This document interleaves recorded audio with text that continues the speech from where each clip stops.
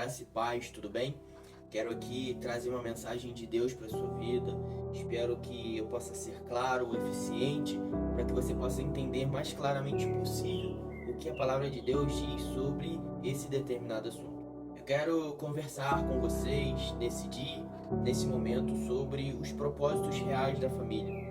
Atualmente nós vemos constantemente as pessoas com dificuldades para entender o real significado acerca de Jesus Cristo e os propósitos verdadeiros de Deus para a família. O primeiro mito que nós devemos desmistificar é sobre a inferioridade da mulher. Jesus Cristo ele nunca fala sobre a inferioridade da mulher, pelo contrário, ele fala sobre algumas qualidades importantes que a mulher ela tem para o homem. E afinal, o que seria do homem sem a mulher? Nós precisamos entender o contexto histórico de cada ponto de vista para fazermos qualquer tipo de questionamento. Daí, nós entenderemos de fato que Jesus Cristo instituiu a família, algo importantíssimo para o meio cultural, para o meio social. E aí nós temos um exemplo bíblico muito comum dentre tantos os outros, que é a história de Abraão, onde Sara acompanhou Abraão em toda a sua trajetória e, afinal de contas, Sara foi uma peça crucial no quebra-cabeça, uma peça crucial para que os planos de Deus se cumprissem na vida de Abraão. Portanto, esse é um dos exemplos tão importantes que nós devemos considerar para entendermos o real motivo da mulher no relacionamento com o homem. Hoje nós temos, infelizmente, pessoas que ignoram alguns fatos da particularidade que alguns homens têm e também as mulheres têm. Por exemplo, nós precisamos distinguir algo especial que Deus instituiu e diferenciar a palavra autoridade da palavra autoritarismo. Exatamente. Quando nós pegamos uma família instituída por Deus, ele jamais traz conclusões de que o homem ele deve ser arrogante, de que o homem deve usar da sua ignorância, de que o homem deve usar da sua força. Jamais. Jesus Cristo abomina todas essas coisas. Mas, inicialmente, nós precisamos entender que o que Deus institui ao homem é autoridade. E ter autoridade é você ser responsável sobre as suas atitudes, sobre aquilo que você faz, sobre você se posicionar como homem no meio da sociedade. Não por força e nem por violência, mas conquistando a sua esposa diariamente, conquistando os seus filhos diariamente e assim fazendo o real papel de pai que nós devemos em nossa sociedade. Precisamos entender que existem etapas na nossa vida e por vezes a mulher vai precisar se ausentar um pouco do homem. Por exemplo, a mulher vai ter que se abster de dedicar um pouco mais de tempo ao homem para conquistar algo para o futuro, não dela, mas da sua família instituída por Deus. Portanto, a mulher sábia, segundo a Bíblia, ela edifica a sua casa. Não aquela que está sempre, a todo momento, ao lado do marido, mas é aquela que está sempre presente, aquela que está sempre em oração, aquela que está sempre auxiliando o seu marido, fazendo e permitindo com que ele progrida na fé, progrida na sociedade. Deus institui a palavra Echad, e no dicionário vocês podem acompanhar como está aí. A palavra Echad é importante porque o que Deus institui, homem e mulher, é um relacionamento importante para que nós tenhamos de fato uma sociedade a qual Deus não abomina, uma sociedade na qual Deus ama o homem, ama a mulher, ama a instituição religiosa, ama a família. Mas Deus não ama a religiosidade. Portanto, é importante nós entendermos o contexto histórico, o contexto cultural, para que nós de fato entendamos o que Deus instituiu. Porque muito diferente da religiosidade abominável por Jesus, denominado aos fariseus, é importante nós sabermos que Jesus veio para que nós possamos ter vida e entender o significado de quem Ele é. Se colocarmos na posição e, de fato, entendermos que ser um obreiro aprovado é o que Deus requer de cada um de nós. É importante entendermos que durante a nossa trajetória cristã, nós teremos diversas dificuldades, nós teremos diversos obstáculos. E aqui eu denomino pessoas. De fato, nós teremos pessoas que estarão a todo tempo olhando para aquilo que nós erramos, para as nossas falhas, para os nossos erros, e prontamente essas pessoas estarão dispostas a nos apontar dedos. Isso é normal, isso é comum. Se você acha que isso acontece com você, imagine com Jesus. A verdade é que quando eu falo sobre apontamento de dedos, eu não falo sobre você, eu propriamente, mas eu digo sobre uma instituição chamada igreja. Isso mesmo, Jesus é a igreja. E diversas pessoas estarão a todo tempo e a todo momento apontando o dedo para a igreja, tentando desmistificar muitas coisas que o próprio Jesus instituiu.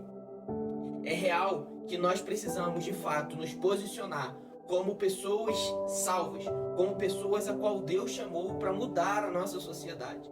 Nós precisamos de fato mostrar à sociedade quem Deus é, porque Jesus nos chama, assim como Gálatas capítulo 5, no versículo 21, 20 e 22, ele vai dizer sobre os frutos do Espírito. Jesus nos manda sermos pacientes, bondosos, amorosos, ou seja, ele nos chama para darmos exemplos, para que de fato pessoas possam reconhecer que Jesus Cristo habita dentro de nós. Mas uma notícia sempre que Jesus nos dá é que Ele está conosco todos os dias.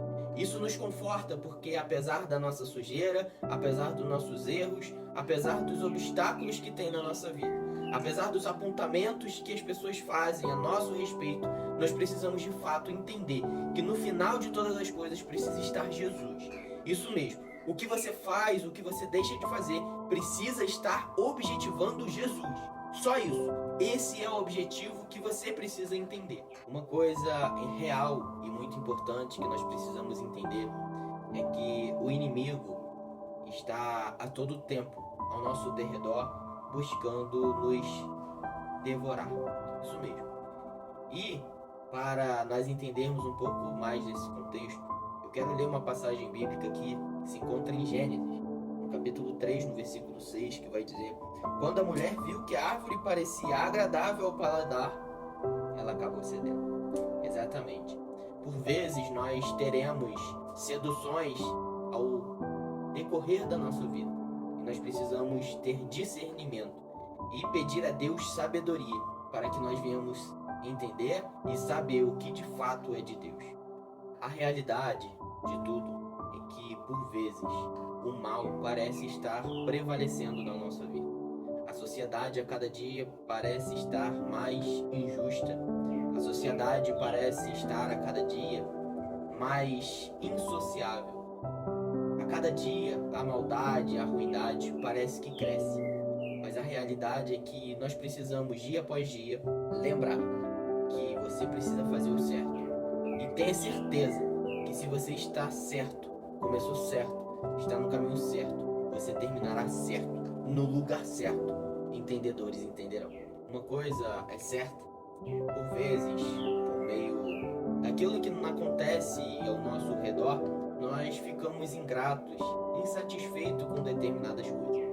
Mas algo importante para nós e para que nós possamos prosseguir é que Jesus Cristo sangrou numa cruz, também pela nossa insatisfação. Justamente, por vezes nós temos diversas coisas em que muitas outras pessoas poderiam ter, e nós temos, mas infelizmente nós não olhamos os mínimos detalhes a qual Deus está cuidando de nós. Mas diante de todas as adversidades, eu quero encorajar a você a ser um pouco mais humilde. Afinal de contas, quando muitas pessoas estavam dizendo que Jesus era o profeta, que Jesus era aquele que viria para destruir o mundo, Jesus veio como uma pessoa humilde. Uma pessoa que de fato demonstrou como é servir, o que é servir. Portanto, inicialmente nós precisamos entender que saber o caminho que nós estamos, o caminho que nós estamos trilhando e para onde nós desejamos chegar, só permaneça com a sua humildade. Deus se satisfaz aos humildes. Jesus, ele ressalva a importância da humildade para a vida em sociedade. E de fato, as pessoas humildes, elas conseguem no decorrer da sua vida, no seu futuro, aproximar pessoas. Afinal de contas, Deus ama os humildes e odeia os orgulhosos. Aqui uma passagem bíblica de Tiago, capítulo 4, versículo 6, vai dizer que Deus se opõe aos orgulhosos, mas concede graça aos humildes. Existia um rei chamado Uzias. Não vou contar a história, mas você pode estar pesquisando. O orgulho, infelizmente, favoreceu a sua queda. Quero ler uma outra passagem aqui para infundar ainda mais, que se encontra em Mateus, capítulo 5, no versículo 5, que vai dizer: bem-aventurados os humildes, pois eles receberão a terra por herança. Então, diante de todos os obstáculos, diante de todas as adversidades, Deus nos chama para a humildade. E, consequentemente, quando nós estamos orgulhosos, nossa ira sobressai sobre as nossas atitudes. E, para terminar, e encorajar a você, nós temos defeito, nós somos seres humanos. Porém, os seus defeitos, eles geram efeitos. Apesar dos seus defeitos, Jesus enviou o Consolador, o Espírito Santo, porque as nossas falhas, os nossos erros, eles são existentes. Os nossos defeitos não são dificuldades nenhuma para Jesus. Jesus, ele sabe e conhece de cada um dos nossos defeitos, cada uma das nossas atitudes. E lembre-se que quando eu não falo propriamente do ser humano, eu falo da instituição que ele fez. Nós, a Igreja de Cristo, nós temos dificuldades, nós temos sim manchas, máculas, mas Jesus Cristo, ele pagou, ele fechou a porta. Todas as portas que poderiam invadir a igreja, elas hoje não prevalecem, porque Jesus Cristo pagou esse preço muito alto. Quero aqui enfatizar uma mensagem que se encontra em 1 Tessalonicenses, capítulo 5, no versículo 19, que vai dizer: não apaguem o Espírito. Isso mesmo. É importante que, apesar de todas as dificuldades, e como eu disse lá no início do nosso vídeo, um homem, marido, família, se você ainda encontra dificuldades dentro da sua casa para você agir, saiba que você tem o Espírito de Deus. Você precisa aderir o Espírito de Deus por meio de orações, e que dia após dia você possa estar constantemente louvando esse nome que é santo e digno de toda glória, toda honra e todo louvor. E os efeitos do Espírito Santo te transformem todos os dias para a glória de Deus. Graças a Deus.